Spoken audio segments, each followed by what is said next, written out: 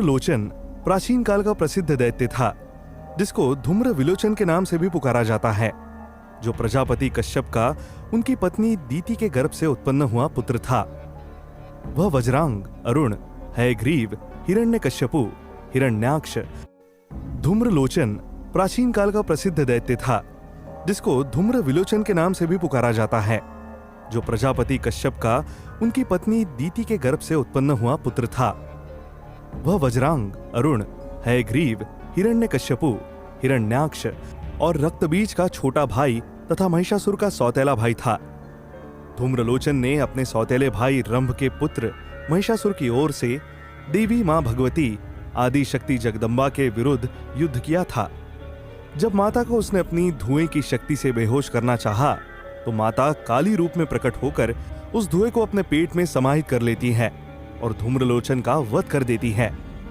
एक बार की बात है कि प्राचीन काल में शुंभ और निशुंभ नाम के दो राक्षसों ने अपनी शक्ति और बल के घमंड में आकर देवराज इंद्र के हाथ से तीनों लोकों का राज्यभार छीन लिया और वही सूर्य, चंद्रमा, अग्नि, वायु आदि सभी देवताओं के कार्य करने लगे।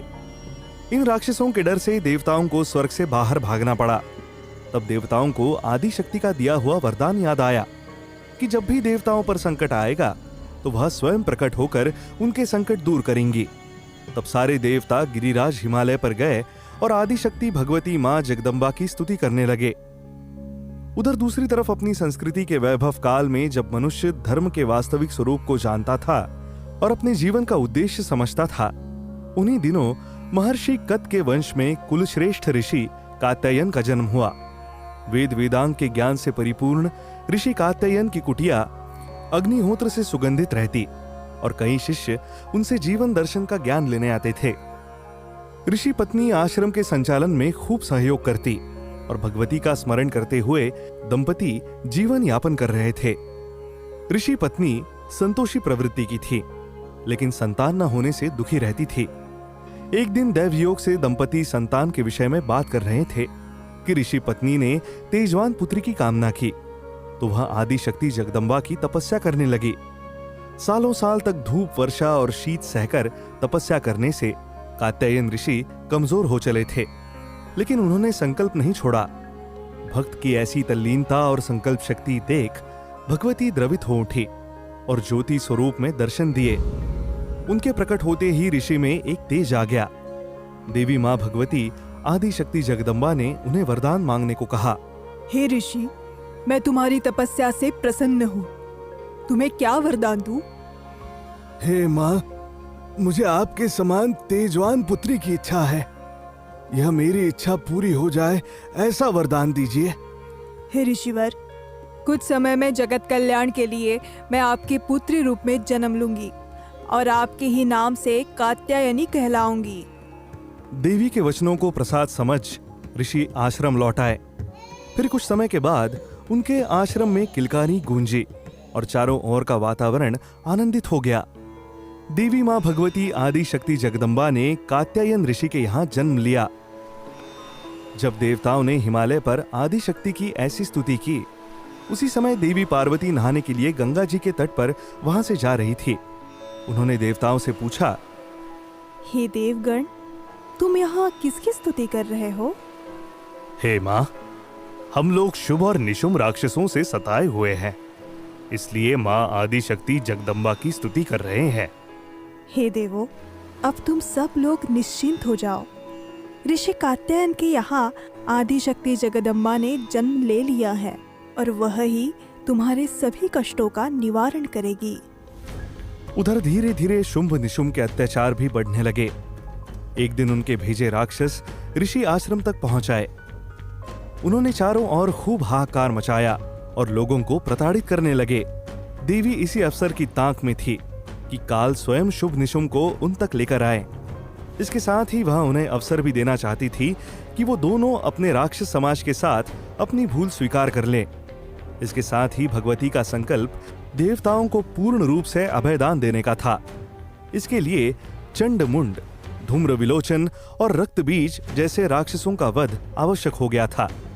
इसलिए देवी ने अपनी लीला प्रारंभ की। उन्होंने आश्रम में उत्पात मचा रहे राक्षस अनुचारों को डराकर भगा दिया। वे भागकर अपने सरदार चंडमुंड के पास पहुंचे। स्वामी, सारा ऋषि समाज एक नव युवती के नेतृत्व में युद्ध लड़ रहा है। उन्होंने ही हमारी यह दशा की है। वह युवती युद्ध कला में निपुण है। उसने अकेले ही राक्षसों को पराजित कर दिया। क्या बकते हो? एक कन्या, नव युवती, औरत ने तुम सबको डरा दिया। धिक्कार है तुम सब राक्षसों पर, एक औरत से डर गए। कौन है वो युवती? कहाँ है? क्या नाम है उसका? कहाँ रहती है? हमें ले चलो उसके पास। चलिए स्वामी, वो एक कात्यायन ऋषि के आश्रम में रहती है, वही चलिए। इधर देवी ने अपना परम सुंदरी जगत कल्याणी अंबा का स्वरूप धारण कर लिया और निकट ही एक वन में जाकर बांसुरी वादन करने लगी। चंडमुंड इस ध्वनि को सुनकर मोहित होने लगे। बांसुरी की मधुर आवाज जिस दिशा से आ रही थी, चंडमुंड दोनों ही एक ही क्षण में वहां पहुंच गए। अंबिका गौरी स्वरूप को देखकर मनमोहक सुरों के प्रभाव में वह युद्ध की बात भूल गए और देवी को एकटक ही देख रहे थे। अनुचरों ने बताया कि इसी नवयुवती ने उन्हें डराकर वापस भेज दिया था, तो चंड देवी की प्रशंसा करने लगे। अहंकार के मद में चूर चंड और मुंड ने कहा, हे देवी, तुम्हारी वीरता का वर्णन तो हमारे राक्षसों ने सुना ही दिया है और तुम्हारे रूप और गुण को हम देख चुके हैं। तुम्हारा विवाह तो किसी अविजित से ही होना चाहिए। यह सुनकर देवी के मुख पर एक स्मित मुस्कान तैर गई। उन्होंने कहा, मैंने तो स्वयं ही संकल्प लिया है कि जो मुझे युद्ध में हराएगा उससे विवाह कर लूंगी। इसके बाद चंडमुंड अपने स्वामी शुंभ निशुंभ के पास पहुंचे। यहाँ उन्होंने ऋषि आश्रम की सारी घटना कह सुनाई और फिर देवी के स्वरूप का वर्णन करने लगे। उन्होंने आदि शक्ति के भवन मोहिनी स्वरूप का वर्णन किया और उनकी वीरता और गुणों का बखान भी एक सांस में कर दिया। महाराज, हिमालय पर एक बहुत ही सुंदर कन्या उपस्थित हुई है, जिसका रूप अति मनमोहक है और हमने आज तक ऐसी सुंदर स्त्री कभी नहीं देखी। इसे स्त्रियों में रत्न ही माना जाना चाहिए। आपके पास सभी देवताओं के समस्त ऐश्वर्य है। ब्रह्मा जी का विमान भी आपने अपने पास रखा है। इंद्र का ऐरावत और कुबेर की सारी धन संपत्ति भी आप ही के पास है। फिर आपको स्त्रियों में रत्न स्त्री को अपना बनाने की कोशिश करनी चाहिए। कोशिश क्या, हम तो कहते हैं इसे आपको अवश्य अपना बनाना चाहिए। चंड और मुंड की यह बातें सुनकर शुंभ और निशुंभ ने सुग्रीव नाम का दैत्य अपना दूत बनाकर देवी के पास भेजा। यह दूत हिमालय पर जहां मां कात्यायनी देवी उपस्थित थी वहां गया और उनसे कहने लगा, देवी, मुझे शुंभ और निशुंभ ने आपके पास दूत बनाकर भेजा है। उनके पास समस्त संसार की सारी संपत्ति है। वे सूर्य, चंद्र और इंद्र आदि सभी देवताओं के कार्य स्वयं ही संभालते हैं और चाहते हैं कि आप शुंभ या निशुंभ में जो भी आपको अच्छा लगे उसकी पत्नी बन जाए। दूत की बातें सुनकर देवी मुस्कुराई और कहने लगी, ये बात तो सही है कि शुंभ और निशुंभ त्रिलोकी में सबसे बलशाली हैं, किंतु मैंने अनजाने में एक प्रण लिया है कि जो भी मुझे युद्ध में हराएगा मैं उसी से विवाह करूंगी। यदि तुम्हारे ये दो महाराज मुझसे विवाह करना चाहते हैं तो उन्हें कहो कि पहले मुझे युद्ध में हराए, बाद में उनमें से कोई एक मुझसे विवाह कर सकता है। देवी की यह बात सुनकर दूत ने कहा, हे देवी, तुम बेकार में प्रलाप कर रही हो।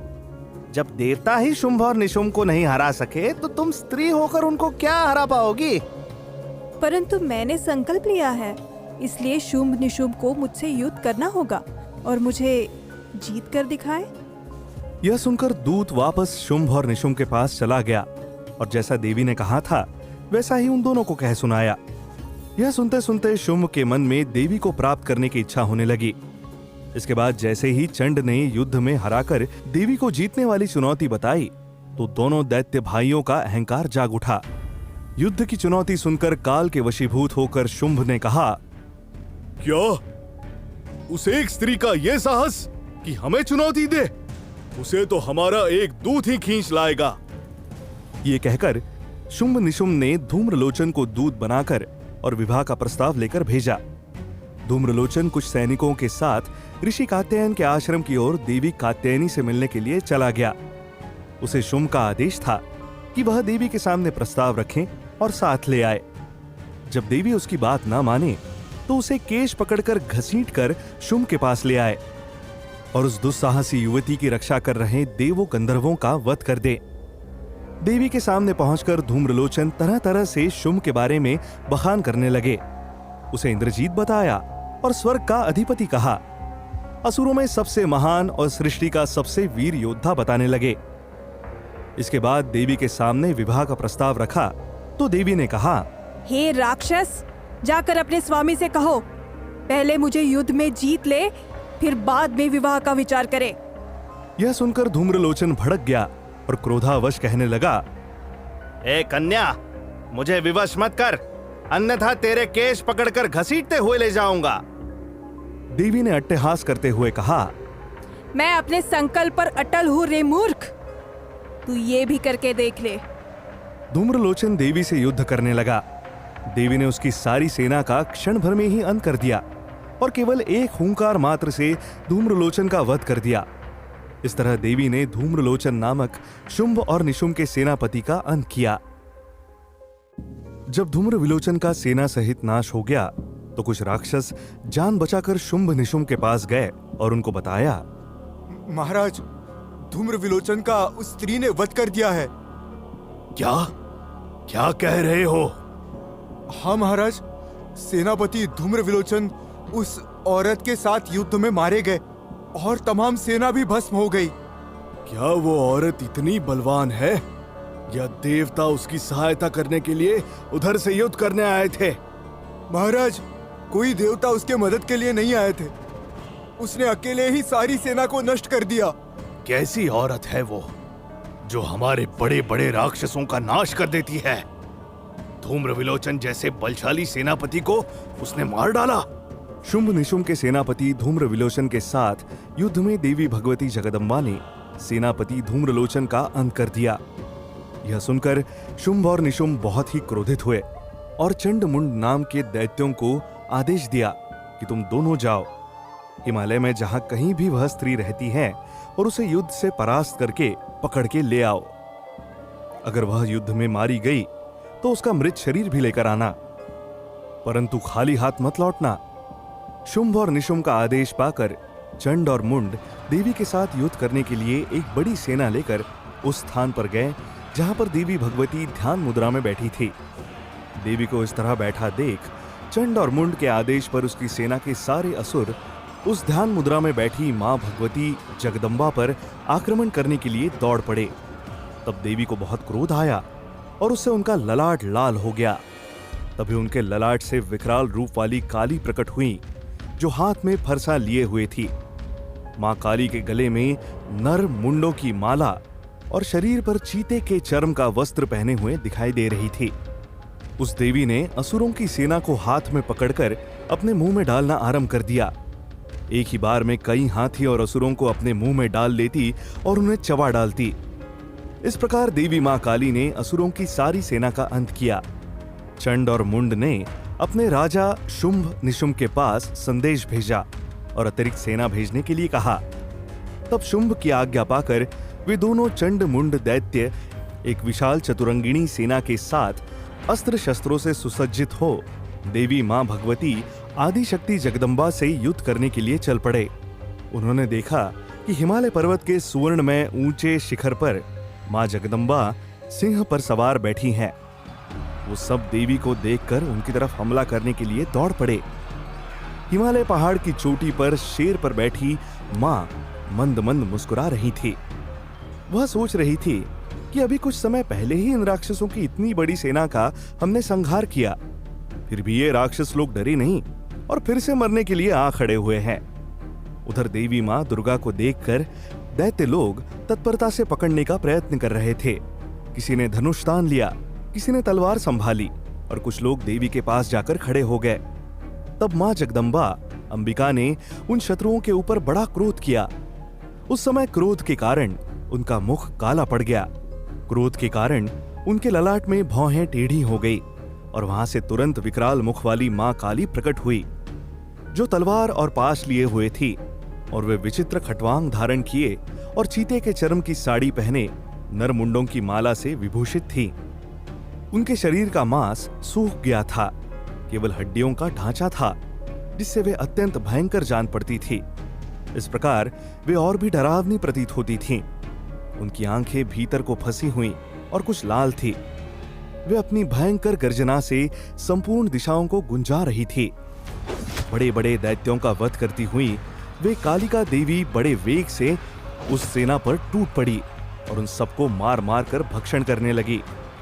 वे सभी रक्षकों, अंकुशधारी महावतों, योद्धाओं और घंटा सहित कितने ही हाथियों को एक ही साथ से पकड़कर मुंह में डाल लेती थी। इसी प्रकार घोड़े, रथ और सारथी के साथ रथी सैनिकों को मुंह में डालकर वे उन्हें बड़े भयानक रूप से चबा डालती थी। किसी के बाल पकड़ लेती, किसी का गला दबा देती, किसी को अपने पैरों से तो किसी को शेर के पैरों से कुचल डालती और किसी की छाती में हमला करके गिराकर मार डालती थी। मां काली असुरों के छोड़े हुए बड़े बड़े अस्त्र शस्त्र पकड़ लेती और रोष में भरकर उनको दांतों से चबा डालती थी। देवी मां भगवती काली ने बलवान एवं दुरात्मा दैत्यों की वह सारी सेना रौंद डाली। उन्होंने न जाने कितनों को खा डाला होगा और न जाने कितनों को मार भगाया। हजारों राक्षस उनकी तलवार के घाट उतारे गए। बहुत से राक्षस उनके खटवांग से पिटे गए और कितने ही असुर दांतों के अगले भाग सखी चपेट में आने पर कुचले गए और मृत्यु को प्राप्त हुए। इस प्रकार देवी मां भगवती काली के विकराल रूप के सामने असुरों की सारी चतुरंगिनी सेना का कुछ ही समय में सफाया हो गया। यह देख चंड राक्षस उन अत्यंत भयानक काली देवी की ओर हमला करने के लिए दौड़ा तथा महादैत्य मुंड ने भी अत्यंत भयंकर बाणों की वर्षा की। इतनी भयंकर बाण वर्षा से तथा हजारों बार चलाए गए हुए चक्रों से उन भयानक नेत्रों वाली देवी मां काली को मुंड दैत्य ने आच्छादित कर दिया। मां काली ने अपना शरीर इतना विकराल कर लिया कि मुंड राक्षस के द्वारा फेंके गए अनेकों चक्र देवी के मुख में समाते हुए ऐसे जान पड़ रहे थे कि मानो सूर्य के बहुत से मंडल बादलों के पेट में प्रवेश कर रहे हो। तब भयंकर गर्जना करते हुए देवी मां भगवती काली ने अत्यंत गुस्से में भरकर विकट अट्टहास किया, जिससे उस समय उनके विकराल मुंह के भीतर कठिनता से देखे जा सकने वाले दांतों की चमक से उनका अत्यंत भयंकर रूप दिखाई देता था। तब देवी मां काली ने बहुत बड़ी तलवार हाथ में लेकर हूं शब्द का उच्चारण करके हुंकार भरी और चंड राक्षस पर हमला कर दिया। मां काली ने उसके केश पकड़कर तलवार से उसका मस्तक काट डाला। चंड को मरा हुआ देखकर मुंड राक्षस भी देवी मां भगवती काली की ओर दौड़ा। तब देवी मां काली ने क्रोध में भरकर उसे भी तलवार से घायल करके धरती पर सुला दिया। महापराक्रमी चंड और मुंड को मरा हुआ देखकर राक्षसों में अपनी अपनी जान बचाने के लिए भगदड़ मच गई। मरने से बचने के लिए बाकी बची सेना भय से व्याकुल हो चारों ओर भागने लगी। जिसको जिधर रास्ता दिखा वह उधर ही भागने लगा। उधर मां काली भयंकर विकराल रूप धारण रण क्षेत्र में राक्षसों का नाश करने के लिए चारों ओर दौड़ दौड़ कर राक्षसों को पकड़ पकड़ अपना शिकार बना रही थी। जब चंड और मुंड राक्षसों की सारी सेना का नाश हो गया तो मां काली ने चंड और मुंड राक्षसों का मस्तक हाथ में लेकर मां भगवती आदि शक्ति जगदम्बा चंडिका के पास जाकर प्रचंड अट्टहास करते हुए बोली, हे देवी, मैंने चंड और मुंड नामक इन दो महापशुओं का नाश कर दिया है और उन दोनों राक्षसों के सिर तुम्हें भेंट कर रही हूँ। अब देखो युद्ध के मैदान में शुंभ और निशुंभ किसको मरने के लिए भेजते हैं। हे देवी काली, तुमने आज युद्ध में बहुत बलशाली राक्षस चंड और मुंड का नाश करके शुंभ और निशुंभ की शक्ति को आधा कर दिया है। अब देखना, वह स्वयं ही युद्ध करने के लिए मैदान में आएंगे। आगे मां भगवती आदि शक्ति जगदम्बा ने वहां लाए हुए उन चंड मुंड नामक महादैत्यों के सिरों को देखकर कल्याणमयी देवी मां काली से मधुर वाणी में कहा, हे देवी, तुम चंड और मुंड को मारकर उनके सिर लेकर मेरे पास आई हो, इसलिए संसार में चामुंडा के नाम से तुम्हारी ख्याति होगी। तुमको चामुंडा नाम से पूजा जाएगा। इस प्रकार मां भगवती आदि शक्ति जगदम्बा ने अपनी शक्ति और पराक्रम से मां काली को उत्पन्न करके दैत्यराज शुंभ निशुंभ के महापराक्रमी राक्षस चंड और मुंड का नाश करके देवताओं को शुंभ निशुंभ के आतंक से मुक्त कराया। सभी देवताओं ने माँ आदि शक्ति जगदम्बा और माँ काली के ऊपर पुष्प वर्षा की और सभी ऋषि मुनियों ने माँ भगवती जगदम्बा और काली की स्तुति की।